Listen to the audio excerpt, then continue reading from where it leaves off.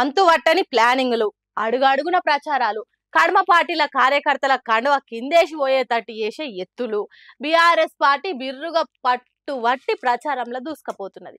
Car speed 100లుంటే కడమ పార్టీల speed 20-30 కంటే తక్కువనే ఉన్నది. జూబ్లీ హిల్స్ లో ఎక్కువ మంది ఆటో డ్రైవర్ అన్నలు ఉన్నారు కాబట్టి పొద్దుగాలనే బీఆర్ఎస్ లీడర్లు ఆటోలెక్కి ప్రచారం షురూ చేసిండ్రు. ఆడవిళ్లకు ఫ్రీ బస్ ఇచ్చినందుకు ఆటో నడిపేటోళ్లకు నష్టం జరిగింది కదా, అందుకే ప్రతి ఒక్క ఆటో డ్రైవర్ ప్రతీకారం తీర్చుకోవాలి కాంగ్రెస్ సర్కార్ మీద అన్నట్టు చెప్పిండ్రు. ఈ హరీష్ రావు మాట్లాడుకుంటా ఈ రోజు రేవంత్ రెడ్డి కన్ను తెరిపియాలని, రాహుల్ గాంధీకి ఆటో కార్మికుల బాధ తెలవాలని బీఆర్ఎస్ పార్టీ రాష్ట్ర వ్యాప్తంగా ఆటోలెక్కి ఈ నిరసన కార్యక్రమాన్ని చేపడతా ఉన్నాము. వెంటనే బాకీ పడ్డ 24,000 రూపాయలు ఈ రాష్ట్రంలో ప్రతి ఆటో కార్మికునికి ఇవ్వాలి. అంత కలిపితే ఎంత అవుతుంది? 1,500 కోట్లు అవుతుంది. మొత్తం ఆటో కార్మికులకు బాకీ పడ్డ 24,000 ఇస్తే 1,500 కోట్లు అవుతుంది. 1,500 కోట్లు ఇస్తే అయిపోయి ఆటో డ్రైవర్లు హాయిగా బతుకుతారు కదా. పైసలు లేవు అప్పు పుడతలేదు అని అంటాడు కదా సీఎం రేవంత్ రెడ్డి.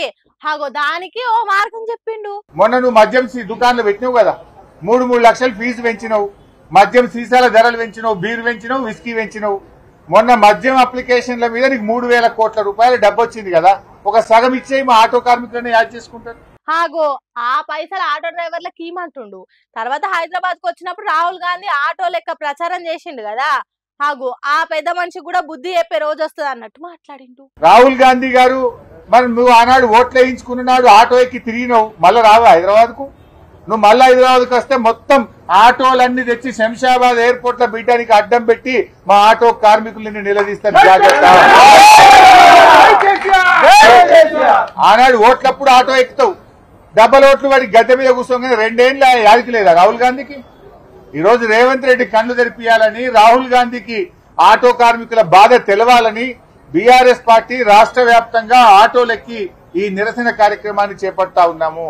వెంటనే బాకీ పడ్డ 24,000 రూపాయలు ఈ రాష్ట్రంలో ప్రతి ఆటో కార్మికునికి ఇవ్వాలి. అంత కలిపితే ఎంత అవుతుంది? 1,500 కోట్లు అవుతుంది.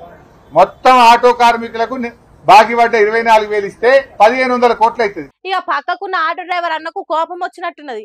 రాహుల్ గాంధీ చేసిన మోసానికి కాంగ్రెస్ పార్టీని ఓడించి పగ తీర్చుకుంటా అన్నట్టు చెప్పిండు. రాహుల్ గాంధీ ఆటో ఎక్కిండు, ఆటోలు కడుపు మీద కొట్టిండు సార్ రాహుల్ గాంధీ. అజరుద్దీన్ రాహుల్ గాంధీ ఇద్దరు కలిసి కట్టిండు.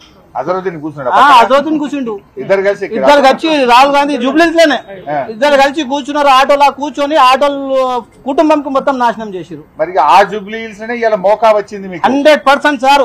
నేనైతే 10 రోజు ఇంకో ఎలక్షన్ దాకా కంపల్సరీ బండి ఆపుతా. 2 సంవత్సరాల నుంచి ఏం లేదు కానీ 10-15 రోజు ఎలక్షన్ దాకా బండి ఆపి ప్రతి ఒక్కరికి అందరికి ఫ్రీ ఆటోలో తీసుకెళ్లి ఒక్కొక్కరికి 10 ఓట్లు వేపిస్తా. ఒక్కొక్కరు అంటే అన్ని నా బిల్డింగ్ లో ఎంత మంది కిరాయికున్నా అందరు తీసుకెళ్తా, ఫ్రీలో తీసుకెళ్తా సార్. ఫ్రీ సర్వీస్ చేస్తా ఎలక్షన్ లో, ఇంకా కంపల్సరీ చేస్తా సార్.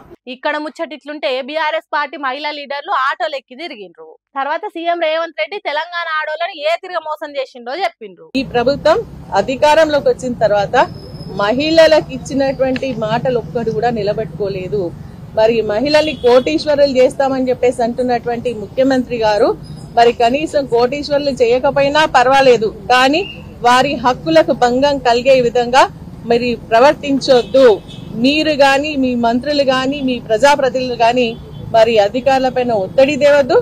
అదేవిధంగా స్వేచ్ఛ వాతావరణంలో వారు పనిచేసుకునే విధంగా మరి అవకాశాన్ని కల్పించాలని చెప్పేసి మేము ఈ ప్రభుత్వాన్ని డిమాండ్ చేస్తా ఉన్నాం. ఇక అందరు బీఆర్ఎస్ లీడర్లు ఆటోలలో ప్రయాణం చేస్తే మాజీ మంత్రి ఎమ్మెల్యే తలసాని శ్రీనివాస్ యాదవ్ ఏకంగా ఆటో నడిపిండు. బీఆర్ఎస్ పార్టీ ప్రచారం ఇంత జోరుదారుగా దాగిపోతుంటే కడమ పార్టీల ప్రచారాలు ఎంత గమ్మత్తుగా నడుస్తున్నాయో చూడుండ్రి.